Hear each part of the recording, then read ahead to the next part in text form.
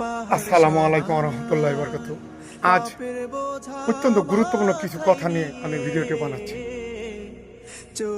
ইহুদির জামানা থেকে মুসলমান মার খেতে খেতে খেতে খেতে আল্লাহ তাআলা পরিবর্তন মাধ্যম দেই দুনিয়াতে মুসলমান আগমন ঘটেছে, এবং আমরা হাদিস শরীফে পড়ে শুনেছি যে মুসলমান একবার দুবার তিনবারের শেষ মাথাতে ইহুদির হাতে মার খেতে খেতে মুসলমানদের জয় নিশ্চিত হবে।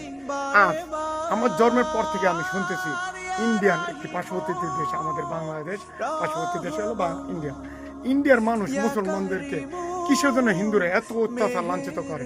বর্তমানে 5-10 বছর মমতা ব্যানার্জি পার্শ্ববর্তী বর্ডার পরে কলকাতা আমাদের মুসলমানদের উপর অত্যাচার করে। মমতা ব্যানার্জি 5 থেকে 10 বছর রাজত্ব করে গেল মুখ্যমন্ত্রী হিসাবে, কিন্তু মুসলমানদের কোনো অত্যাচার ও লাঞ্ছিত হলো না।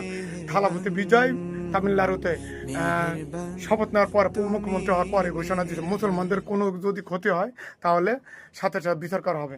আমার কথা একটাই, আমরা মুসলমান, আমরা যদি আমাদের দেশেও তো হিন্দুরা বাস করে, আমরা তো কাদেরকে লাড়াচাড়া করি না। তো এখন কথা হলো যে অল্প কথাতে শেষ করি, আর কতদিন মুসলমান মার খাবে, কতদিন লাঞ্ছিত অপদস্থ হবে। আজ আমরা মুসলমানদেরকে হেফাজত করব, হিন্দুদেরকে লড়বো না, হিন্দুরা আমাদেরকে লড়বে না। তাহলে আমাদের বিশ্বের সব দেশেই এক জাতি আরেক জাতিকে ভালোবাসবে। আমাদের মুসলমান মাথা উঁচু করে দাঁড়ানোর জন্য সবাইকে শিখতে হবে, জানতে হবে, বুঝতে হবে। তাহলে আমরা চাই না মারামারি, কাটাকাটি, হানাহানি, লাঞ্ছিত, অপমান, অবদস্থ। তো কথা হলো, ভালো লেগে থাকলে অবশ্যই শেয়ার করে দেবেন।